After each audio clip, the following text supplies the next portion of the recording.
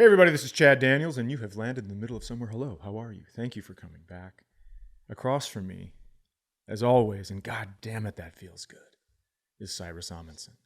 Hi, we match. We do. We match in a very you and me way, where I am wearing a bulky sweatshirt to give my bird bones a thickness, and you are wearing Very thin the t-shirt. thinnest It's not t-shirt the on thinnest. the planet. Not the thinnest t-shirt. Did I say the planest? It's the thinnest t-shirt on the planet. This episode is already over. Good morning. As the mist rises Oh God, shut up. off of my powerful Ohio lake and another morning dawns, Chad, I say to you, hello, and how'd you sleep? I slept great. Yeah, you did. Now let me.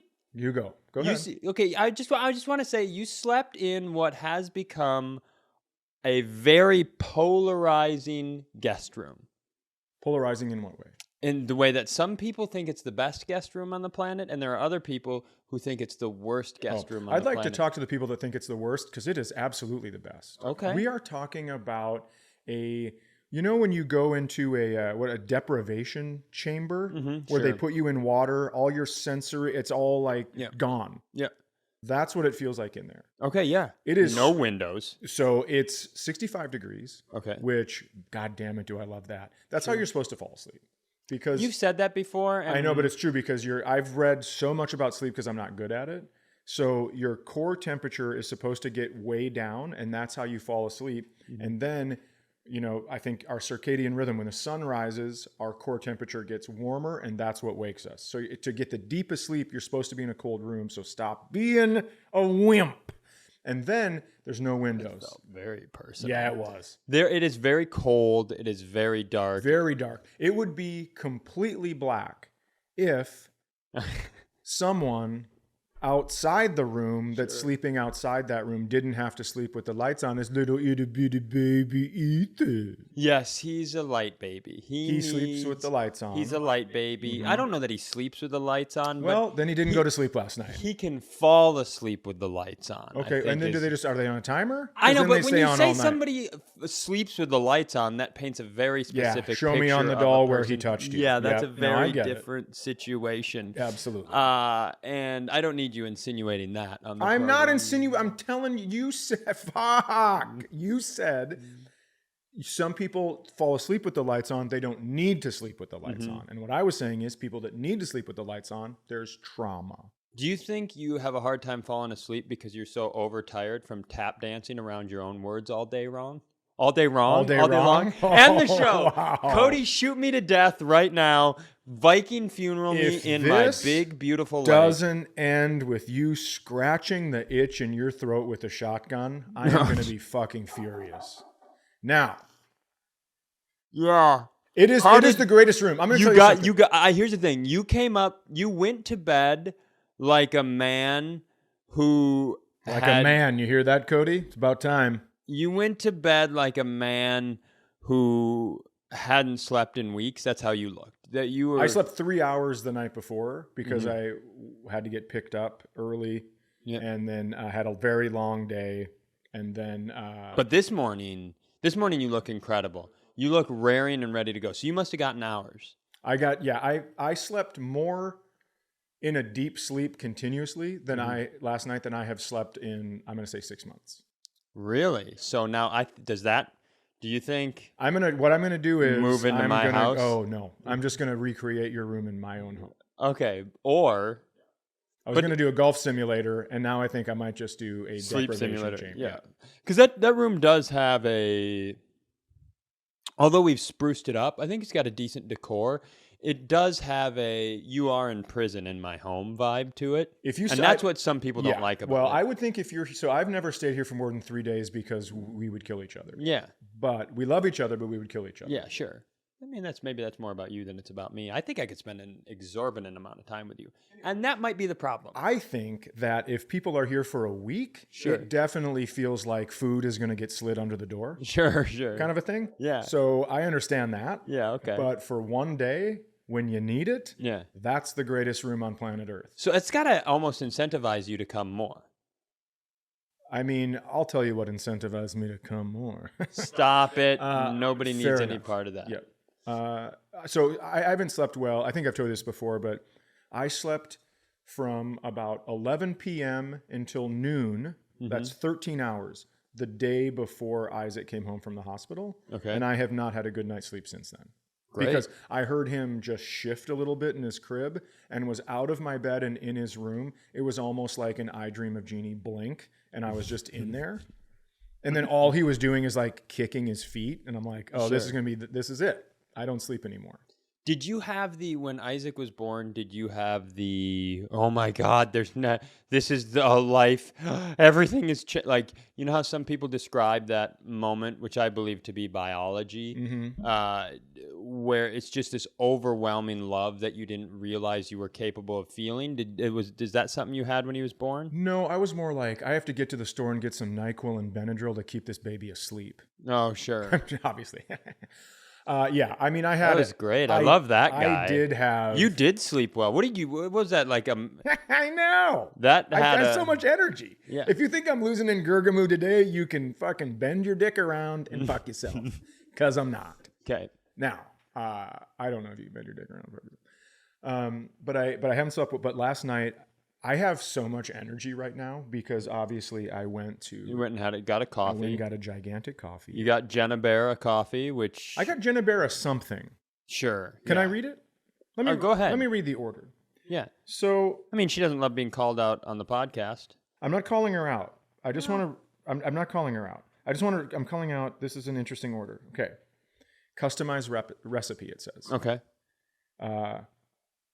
1/2 decaf espresso roast. So half decaf. Okay. 4 shots. We've upped it to 4 shots. We've downed it to 4 shots. They put 6 in there. Starbucks is poison. I don't know. I'm not good at fractions, but do you think you could just do 2 shots of normal espresso? Seems like a lot less math. Oh, I thought those 4 shots are of the...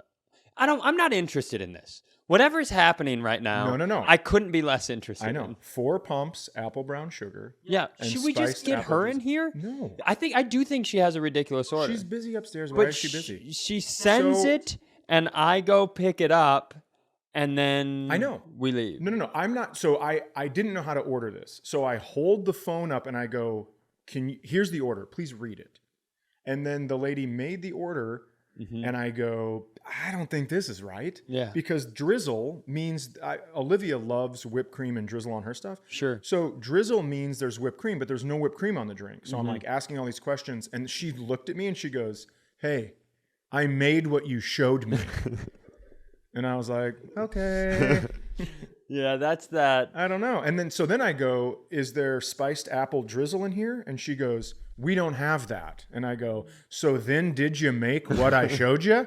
Because I don't think you did. Because let me show you again. Yeah. It's right on the bottom.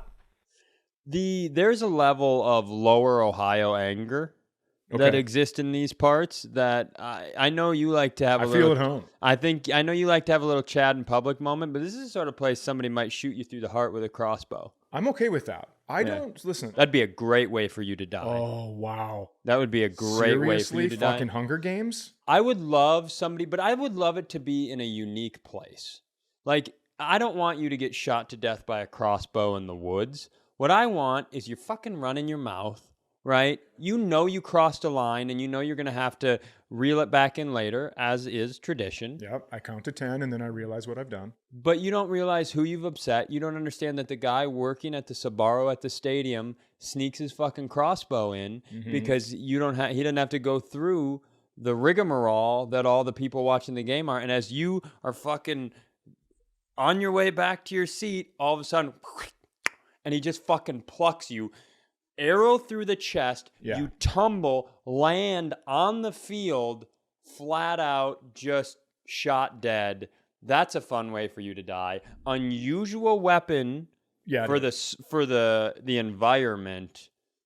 I don't think you can roll with an arrow through your chest, but I see what you're getting at. No, I think you're stumbling, and then when you I get you. And then when you land flat, it. Yeah. I would like someone to shoot me in a church with a crossbow, and then somehow I lean forward and it looks like I'm praying, and then that's going to be confusing for a lot of people. Okay. That's what I would like. I thought. And by the way, let me turn to the camera here. I would not like that. I thought it might be funny, but I would not like that. Yeah, you really don't think you're doing me any should- favors by luring me into a church with your cross-bro catness. You can't talk as much shit about the Catholic Church as you do, and then just be like, "I'd really like to get killed in church. Yeah. I'd really like someone to take a Sounds like a wilderness weapon and Dan Brown novel. honk me down in a church." Yeah. So anyways, no thank you. The point was, I've started getting cold brew at Starbucks because if people remember from way back, I would ask for 3 shots and 1 pump of vanilla, and it would get all fucked up. Yep, So when I saw this, I was nervous, showed it to the lady, and I still think she messed it. Hey, Jen has been pretty happy with it. Oh, good. How you started taking something?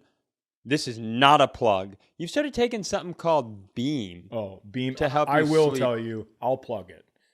This is not a sponsor, but Beam, I think they do sponsor podcasts. So it's like, I guess you could call us. But it is very incredible. It is, just put 2 scoops in a little bit of water. Yeah, we might have It's even got talked about magnesium. this. Sure. We're so bad at the show, but like it has been working. It has been helping. Yeah. So I'll have it. Kelsey and I watch a show, Better Call Saul, and we watch an episode before we go to sleep. And, Oh, cute. and so halfway through the episode, I'll go make my little Beam. Oh, okay. And then by the time it's done, I am absolutely ready for bed. You're conked. Yeah. And because you struggled with Ambien, right? Ambien. Oh my God, Ambien. So I have a couple stories. First of all, Pete Lee we went to Hong Kong together, but we not on the same flight, and he was with his wife at the time, and they were flying, and he took Ambien when he got on the plane, and he was telling me that all the flight attendants looked like wolves, and he was freaking out. Ugh. So the Ambien story for me was, I was taking it and they go, hey, there's side effects. It can kind of make you a little cuckoo. And I was driving my kids to a elementary school to play at the park. And then all of a sudden, out of nowhere, I didn't know. This is a road that I had to drive on every day to get to my house. I didn't know where I was. Yep. I did not know who I was. And I looked in the back and saw these children and didn't know who they were. Okay. So I was like, oh my fucking God, what's going on? Did I steal kids? And I had to pull over, and it took me a while just sitting there trying to figure out what's going on. And the kids are like, Dad, what's happening? Dad, let's go. Dad, let's do this. Dad, come on, the park. And I seriously think, I'm like, oh, maybe I stole these kids to kill them because they're so fucking annoying. Sure. But I finally remembered, like, and I was so nervous that if I started driving again, it would happen again. And it was a real freak out moment. Sure. So Ambien is a little bit scary. This podcast is not brought to you by Ambien. I have a friend, who knows? And their mom Seems like there's a better story there than whatever's happening here. took Ambien. Well, sometimes people pick sides when you get divorced. So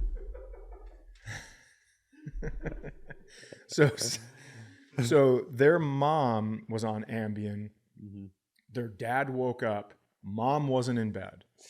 So he's like, holy shit, it's winter. Door is wide open.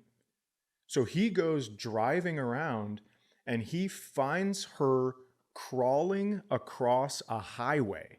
Like skinned up knees, freezing cold because they were just in their pajamas and it's wintertime in northern Minnesota, crawling across the highway.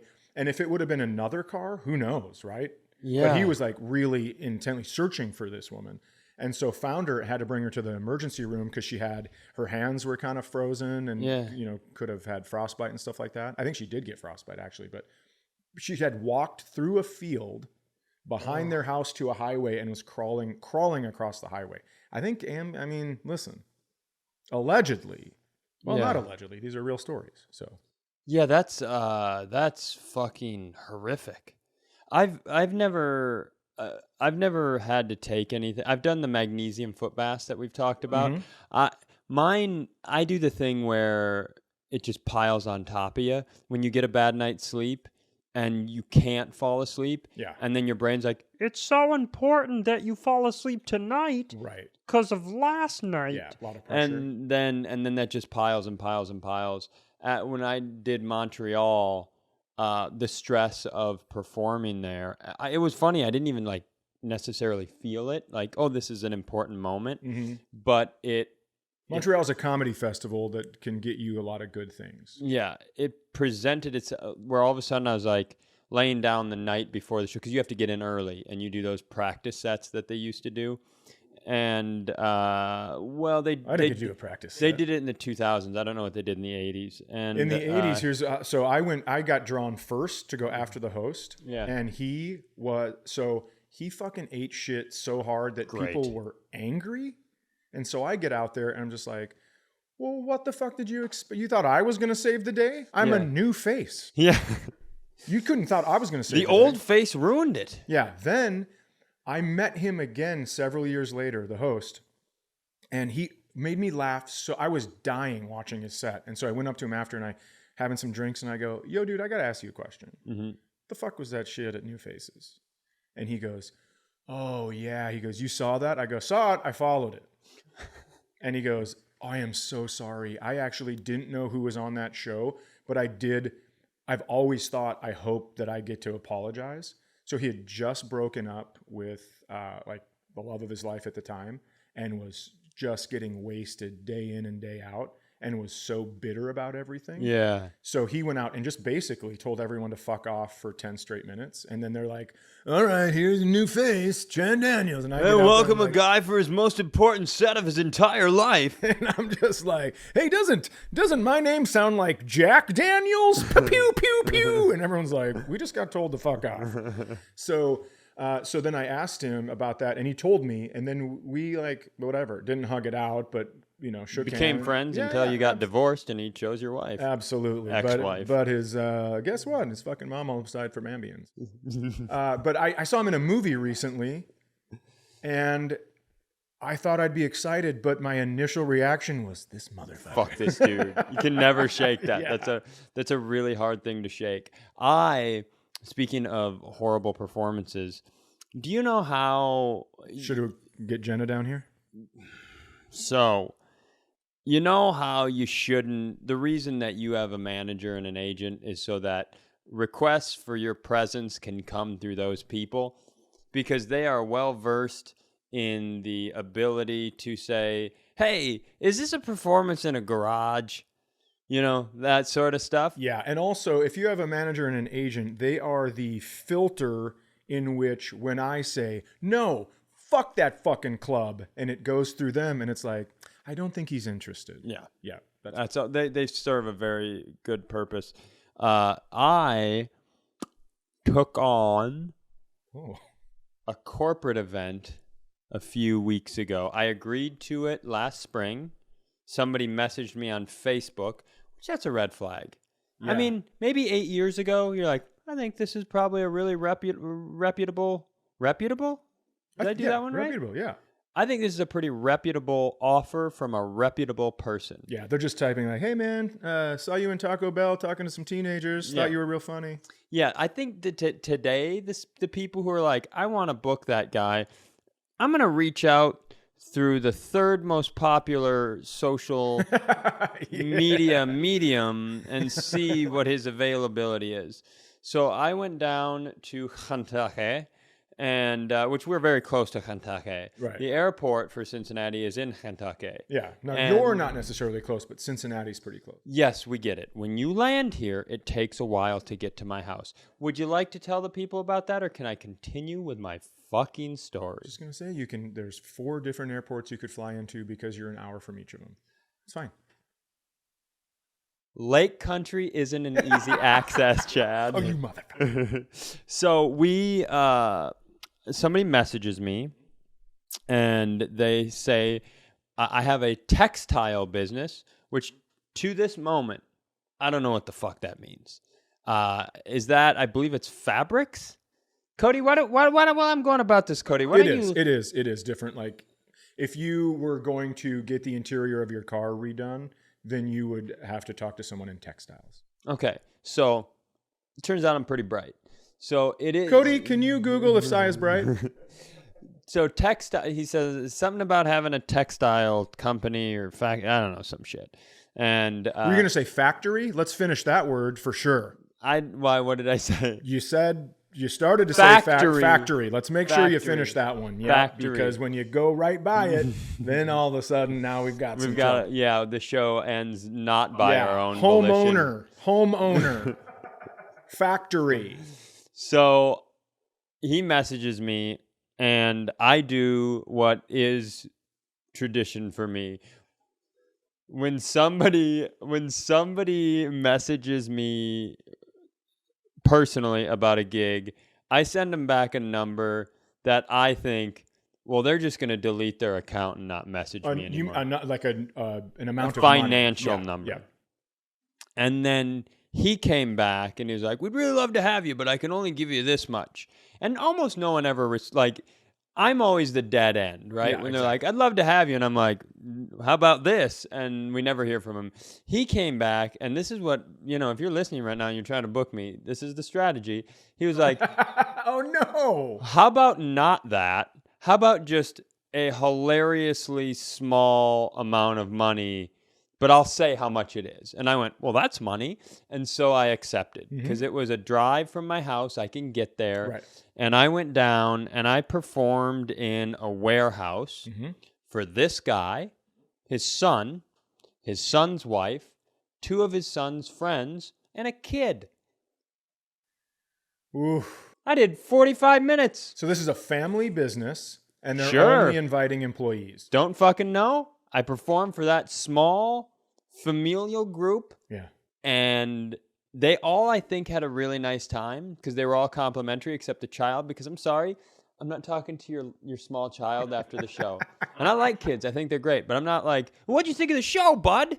Yeah. Should we talk about the Fairly Odd Parents for a while? What the fuck is happening Hey, can we right get a picture of my son on your lap? That'd be cool. Can you move him over towards the middle? And all of a sudden, you got to fucking explain that stuff. No, there's a lot of different stuff. Yeah, no, the kid goes on the opposite side of the mom from me in all photographs. The mom sits on my lap in the middle. I'm not about to get bait-biked into being canceled, right? There's some family like, what would give us a lot of pub in the textile industry? If we could get some sort of swirling controversy where we're the victims. Now, there's a real fucking stupid comedian whose career has plummeted. He lives up in near Mason, Ohio, but not in Mason. That's where the rich folk live. He lives out in poor lake country. Now, poor lake country. Here we go. There's never been a fucking more... You can't say it's not. You can't call it a fucking trench for 5 weeks and then say it's rich lake country. Listen, I'm saying it's not a lake, but the land around this swamp is prime. Listen to me. Here's what we do. We get this stupid son of a bitch who's desperate for financials and for any sort of positive reinforcement. There we go. That's the real one. Since his career took a shit. Okay? We're going to bring him down and say, you're going to perform for the textile company. He's going to get here. And he'll see it's just about 5, 6 of us. Now, you'd think he'd leave, but he will not. This is a desperate, desperate man. He'll stay for the entire performance. And then at the end, we'll say, hey, why not a picture? And we won't pay him for the picture, right? So in his head, he'll say, well, I guess I got to take the picture because he's too polite to say, just give me my fucking money, you textile monster. And then we'll slide Willis next to him on the couch, and you tell Willis, when we say cheese, that Willis puts his hand on the comedian's crotch. And boom, we throw it on Instagram and say, this man has hurt our son. Everybody support our textile company. Willis, I said ham, that's your mouth, son. That's your mouth. We've been through this. They just train him, and he just comes from such a low-rent textile family that he can't put it together. He's like just trying to elbow my crotch. He's like, Willis, the fingers, Willis. We ain't going to get no money for an elbow, Willis. It looks like you're leaning. So I still haven't been paid. They were supposed to put a check. Oh, no. Hey, so shout out to, if you're watching, and I can't imagine you are because you scammed me into performing for you and, your weird fucking family. Oh, I love it so much. I'd like my tiny amount of money. I saw Theo Vaughn do it. Theo Vaughn went on his show because somebody scammed him and a bunch of podcasters out of millions of dollars. And I thought, whoa, hey, yeah, you didn't see that? I don't watch podcasts. You know that. I am aware. And so I saw him, and he got a lot of support behind him. So here I am saying to you, now Theo mentioned the person's name. I'm not going to do that. Because given the amount of money I'm owed, I don't think I can afford legal representation if this goes south. But I would like my minimal hundreds of dollars, or else, Textile family. I think the mentioning the name is the way you get paid. I'm aware of that. I'm just not sure. I'm not smart enough, nor confident enough, nor have I communicated with any legal rep. I'm assuming that when Theo went on the show to say that stuff, he had somebody who's like, this is what you can say and this is what you can't say. I promise you can say their name. Say it. Go ahead. I promise. I don't know that you're a guy who got sued by some fucking small town. Let him have it. Here's what I would do. Shit bar. If you say their name. Allegedly. If you say their name, all you have to do is say 3 other facts that are almost true, but not quite true. So you can really give it to him. Go ahead. Look into the camera. How does that work? I don't think it does. I'm trying to get you sued because I'm so sick we of need trying the material. Yeah, that's what I'm saying. We could serialize this show and we could just follow the trial and my subsequent divorce from, really shrinking my family's already small funds to go over and go after and capture a small. Listen to me. Give me my money. I mean, it's my money. It could end this way, though. You fucking textile monster. This is Chad Daniels, and you've landed in the middle of somewhere. This show is brought to you by Size Textile Company. I mean, you never know. I would love to be a textile magnate. Listen to me. Hold on a second. Magnate? Yeah. Is that a thing? No. What's magnate I will mean? tell you this, though. Familial, and what was the other one you said? Reputable. Mm-hmm. I'm proud of you. Thank you. What's magnate mean? Magnate might be an Italian car company. I don't know. I think this is the one time that you're going to be the dumb guy. I think magnate. Cody, can you look that up? It's no way. Boom! Listen to this. Hey, everybody, why don't you come see Nathaniel Ratleaf? Fucking weirdo. You fucking It's not Magnate. Slap mouth. I'll tell you, it's yokels. It's Magnate. It's not Magnat or whatever he said. It is Magnate. So I'm going to tell you something. Magnate is maybe how it's broken up into syllables. When you look at it up in the dictionary, there's 2 fucking dots in between the 3 things. But it's not Magnate. Listen to me. You want me to do it? You want me to do it? Do what? I'll set your fucking textile factory, which is got to be at best that warehouse that's on back of your property. I'll set it on fucking fire. Yeah, look into my eyes. I've lost a lot, and I want my fucking few $100s so I can pay Cody's dad who painted my deck. I have debts, and I'm cycling them. It's the only reason I took the job, you fucking textile magnet. I will do it. Give me... Magnet? Give me my fucking money. Before I stick you to the refrigerator, you fucking magnet. Oh, I'll stick you. You're going to want to be stuck to a refrigerator after I set your business and house on fire. Because they'll be warm. Sorry, you wanted me to do it. I did. You can't promise. I'm just, here's what I know. Here is what I know. I can't imagine how little this is. Here's what I know. Let me, real quick here. I'll show you how little it is. I don't need the people to know how little it is. After we recorded the last episode, I held your elbows and asked you if... That's how much it is. Oh my God. It is such a small amount that you put the $sign after it. That is fucking crazy. Did you put it after it because now you're from Italy? Magnate? Oh my God, that's fucking funny. That amount, if anything happens to you by saying you're going to set their textile company on fire, that's not going to help at all. I just don't think you should treat people like that. Here's the moral of the story. What did you start with? What was the amount you started with? Can I ask? Are you going to write it down? Yeah, I'll also write it down. I don't want to.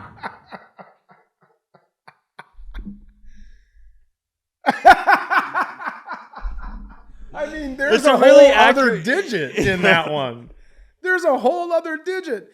Oh, fuck. Oh, my God. I lost more money to you in left, right, center last time I was here than that. I'm aware. Oh, and here's the thing. Shit, that's funny. And that left, right, center money got me some new carpet. But now I got to take care of my deck, and I need this family to step up to the plate. The moral of the story here is I have done some bad corporates. Yeah. I'm going to say this is the worst. I have made a decision, and by that I mean my wife has told me I've made a decision moving forward that any and all corporate work will be booked exclusively only through my corporate Through agent. her? Oh, okay. I was gonna say. I would love that. I would love that. She just sent me down for half of that number, the first one. Oh, that's fucking incredible. I think I'm at the point now where there's an amazing company, I think you know them as well, GL Berg in Minneapolis. So they're an amazing company, and when I started doing corporate work, they were like, "Hey, here's the cool thing. We know that you've got a lot of relationships and you've been doing a lot. We will book you corporate work, but you're free to also do whatever you want." That's nice. But I think it's one of those things where somebody goes, "I think I want to see other people," and you go, "Yeah, you should do that." And then you just walk away because you know you treated that person well, and they get out there and they're like, "I don't want to date other people anymore." I think I think Nate and Gary and the wonderful people at GL Berg have really, I think they know what they're doing by sending me out into the wilderness to negotiate my own textile deals. Yeah. Well, you're not good at it. I'm quite bad at it. That is, that's interesting. Now, I'm not saying that's not a lot of money. I'm just saying where you started, I figured it was much higher. Yeah, it's not. So GL Berg, that company is great because you do need representation. Otherwise, what happens to you happens to everyone. Yeah. I mean, you end up threatening a family. Yeah, to burn their stuff down. Yeah. There's not their stuff, their house and the warehouse that I believe to be their business. Yeah, okay, which is kind of their stuff. Yep. So there's also college agents, which I will tell you, I used to be like, I don't need a fucking college agent. They're so helpful because you do need them to make the deal and all that stuff. And colleges pay a lot of money. I don't know if I've ever said, I used to write have I told this story? No. I used to write the amount of money I was making at a college on the like soft skin part of your thumb, in between your thumb and your forefinger. Yeah. Like where you would write a mustache to put under your nose. So you could remind So when you hold a microphone, it's very accessible, right? Yeah. So you're holding a mic and these kids are like, boring, right? Because they weren't beaten like they should have been. And they're set out into the world and other humans have to deal with them now. Parent your fucking children. And then you're boring. And I would just go, I'm glad you think that. And I'd look down and then it would be the amount of money I was making. And I'd be like, this can be boring. It's fine. And then, so colleges are like that. And then also that's where GL Berg comes in because corporates can really try to wrangle you in for very little money and you have to have it. I think my worst corporate story is the guy got up on stage and he goes, hey, just to let everybody know, we had a tough quarter. Christmas bonuses are not going to be handed out. Oh, no. But we did get you a comedian. And here he is. They dropped the bomb that they weren't getting any extra money that they're used to. This is like the fucking beginning of Christmas Vacation. Oh, no. Right? Where the guy, Yeah, it's literally Clark Griswold. Yeah, it's where he's already paid for half the pool. Yeah. And these people are like, what the fuck? And I'm like, hey, everybody, here we go. We're going to do some comedy. Oh, my God. It was, they burned holes through me the entire, with their site. So you absolutely have, and here's what else happens. The people that are booking the corporates, like GL Berg, they know what you need. They know the sound system. They guide you through all that stuff. And that is what makes a better show. Because I've also showed up to places where they're like, oh, you needed a microphone? Yes. Dude, I performed at like an outdoor barbecue with just my voice once. I was like, you guys very much led me to believe that this was in a building with equipment. And now I'm like, hey, y'all, welcome. I've performed at a pulpit. Because they didn't have the only microphone they had was I've done that to too. a pulpit. And it's like, so you want me to tell jokes standing here like someone normally is going to tell them you're going to go to hell if you are a boy and like wieners. You can't go to heaven. That's what you want from me. You want me to stand here and be like, hey, isn't that funny? My dad left. And then people were like, well, this feels like church, except our dad's coming back. We call him our father or whatever. Yeah. So I think the simple moral of the story is if that Textile family could send me that money, that would be great. Yeah. So at this point, you have to figure out, is the money you promised my friend Cy, is it more or less than your home and your factory? Because the threat's been made. And I fucking meant it. I think a lot of people think I'm joking. I mean it. So let's shift because I can't wait till we have promised people we're going to do video and we said we're going to do it in person and I'm going to have to Zoom you in prison. Yeah. Or just be like, we have to be on the phones. Yeah. It's just hay bales with a camera watching us talk between glass. You know, it's been really fun. So one of my physical therapists. Okay. One of my physical therapists, because I see two different physical therapists because they each have a different kind of skill set. They each do a different thing. Okay. But it's an hour session with each of them. And I've been in physical therapy for so long for the disease. Like you develop these pretty deep friendships with these people. Okay. One thing that so like, you know how when you first start dating, a person there's like, you're really trying your best and you're trying to make conversation. You never want to, fart, like all that stuff. I'll tell you this. No, I don't know what you're talking about. I was a monster to deal with at the beginning of our relationship. Yours and mine? I know, but that's not what but you understand the concept. Yeah. No, you're trying to put your best foot forward. So you can get in there and really show them your true self later. And then you get to a point of comfort and it's just like, well, this is just who I am. That's how deep I am in the physical therapy game. So what we've started doing, one of my physical therapists and I, is I bring my laptop in and we just binge TV shows together like an old couple. Yeah. And he really likes true crime. Okay. But he hasn't seen much of it. He's kind of recently discovered the genre of true crime. That's like when have you ever had ketchup? Yes, that's exactly right. Yeah. Did you know that if you melt cheese, it's gooey? It's better. It's great. So one day we were talking about true crime and I was like, have you ever seen, from The Staircase, which is a popular one. Okay. And he goes, what's that? I go, you haven't seen The Staircase? Well, it's kind of like it came out, it was a lot like The Jinx. And he goes, what's The Jinx?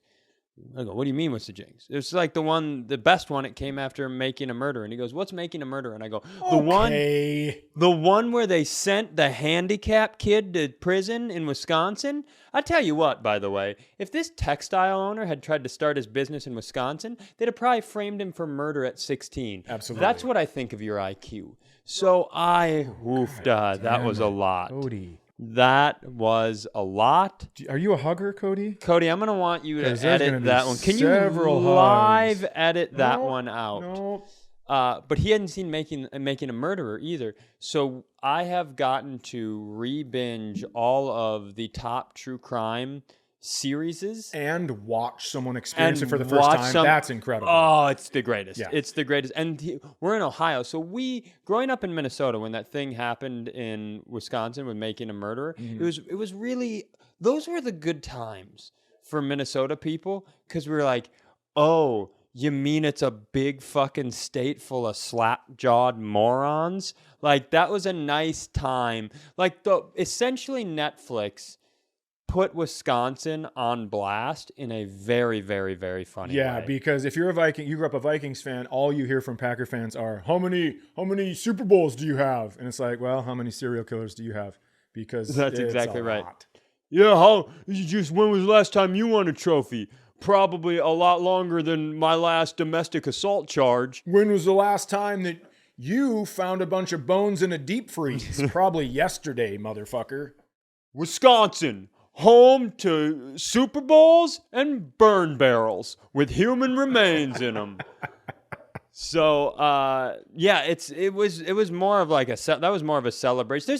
It's weird for an entire state to take a victory lap over a tragedy. Over a fake conviction Yeah. that's going to really affect them. Do you know how long I called the Green Bay Packers the Manitowoc County Packers? Like 5 years into the documentary having been forgotten about. So, but to watch someone from down here who doesn't have they get it. They have a similar thing with Kentucky, because I think you're in Ohio. You're like, yeah, head on down to Kentucky if you want to never get paid by a textile factory owner. Like they'll shit on Kentucky, so they get the dynamic. But yeah, he just doesn't like to have him go like, why won't Wisconsin fix it? I was like, why don't you head on up to fucking Fond du Lac and ask them yourself, man? Yeah, it is pretty wild that they did that. I love watching. So Kelsey and I watch shows together, but she doesn't binge like me. She's happy with one episode a night. Okay. And as you know, I'm not a have a beer with dinner guy. No. I'm are we drinking or not? Yes. Yeah. I'm that guy. Yeah, you're Ethan's gambling, so I'm gonna gamble.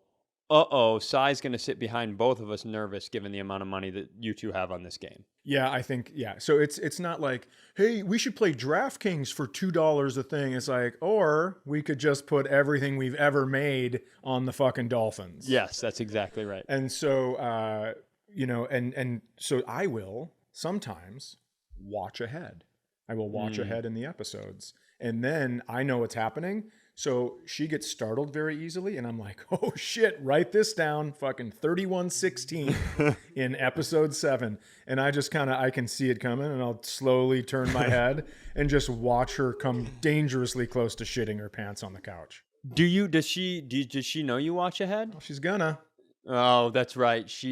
How is she still a fan of this show? I don't know. Because she messaged me something about an episode a while back, and I was like, you're still listening? She texted me this morning. She goes, so excited for a new episode on my flight today. I'm like, what are you doing? What's wrong with you? It's the amount of wonderful. Yeah, I can't do it. I don't want to. That's not what this show's about. Yeah. It's just a lot of fun.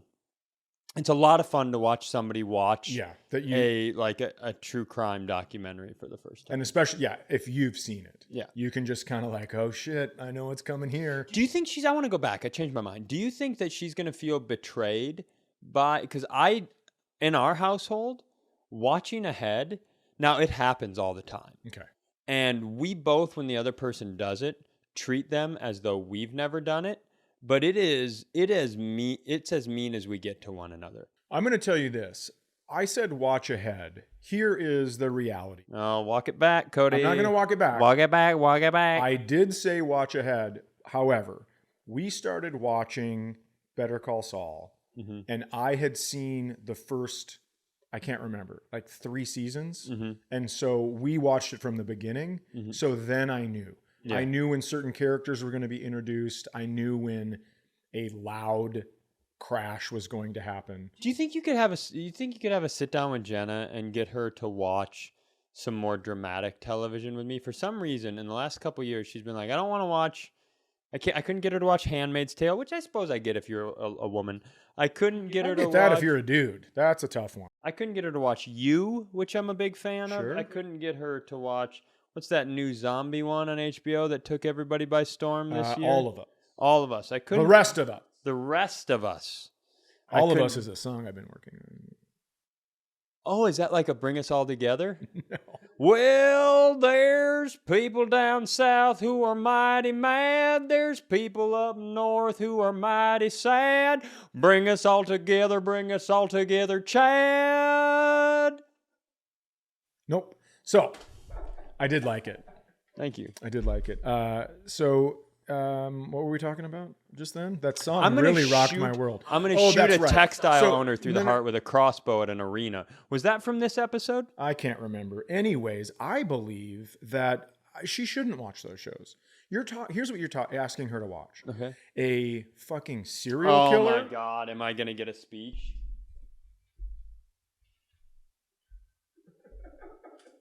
Okay, go ahead. No, go ahead. You're asking someone who has to go to sleep after these shows to watch something about a fucking straight up serial killer that built a glass cage in the bottom of a bookstore. Mm-hmm. You are asking her to watch. Fucking spoiler alert. Oh, it's the first season. Grow up, America. What was the other one? Handmaid's Tale. Handmaid's Tale. I mean, right, of course. Sure, yeah. Mm-hmm. Right, where there's just a bunch of people around a bed cheering Holding someone a on. woman. I don't know that they're cheering, but They're definitely watching and like chanting and probably jerking it silently. Yeah. I think it's because that's no. You keep going. Okay, and then what was the other one? All of Us. Oh, The Rest of Us. All of Us is the song that you just read. The Rest of Us is it's zombies. It's a lot White of like people, brown people, Asian people too. Hell, you could even throw in a Jew. It's time to celebrate all of us. That's Skeet. No, I understand. I'm just thinking the phrase "throw in a Jew." I don't know if that's gonna fly necessarily. We're probably gonna get some messages on that just phrase individually. Don't clip that, but I think this is a turn in Skeet McGraw's career where he's like, well, listen, folks, as the world awoken, I initially rebuked. I thought, I don't want to wake. I don't want to be one of the wokes. And then I took a step back after my second granddaughter was born, and I thought, what sort of world are you building, Skeet? And I self-reflected for quite some time, and I wrote this album, which is entitled Mistakes I've Made. The first track is called... I have managed to change my self-talk into positive, which is pretty crazy. And I've managed to start liking myself. But I felt dangerously close to suicide there. Listen to me. Number 2 song is called I Can't Wait to Watch Leah Michelle Swim. And the third track on the album is She, He, They, Everybody. I've made a change. Nope, all of us is different. All of us is more of a racially dedicated song, racial or ethnic or religionally dedicated. And the song I'm most excited for, if I could tell you for a minute, Chad, before you close the interview here, do you have a moment? The song that I'm most proud of, that I can't wait to see released, is called I'm Never Gonna Fight Dogs No More. Now, are you fighting the dogs? Or are you having the dogs fight one another? It's both. And so that's the reveal in the song. The first song, it's a reveal. Does it end with you taking the dog to prom? No. Great callback to an episode that will bring people up and have me message. I know exactly why. So listen here. Verse 1 is about my first ever experience at a dog fight. Okay. Right. Verse 2 is about getting into the dog fighting game, becoming a dog fighting magnate. Verse number 3, reveal, I am now fighting dogs. You have been the one fighting. It's me versus a dog, 1-on-1.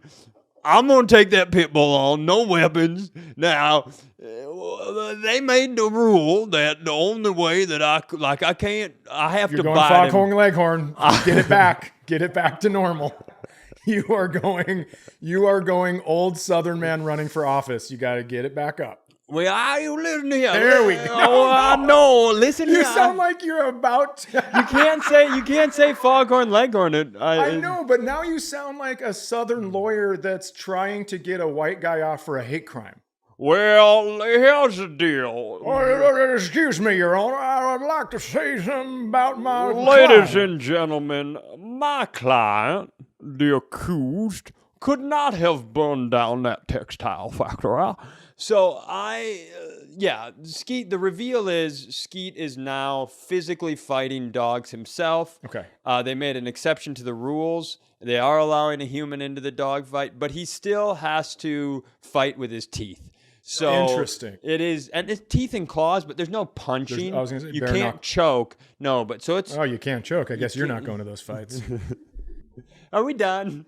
Can we go play sports? Can we go watch you play sports? You can watch me win. I don't know if I know that's true, but I'm guaranteeing I win in Gergamu if we have enough space. We're going to play it outside, right? Much like the drive down to the textile warehouse. Mm-hmm. I am entering today's competition between you and Ethan hopeful. And much like the textile show, this competition only has 4 people in it.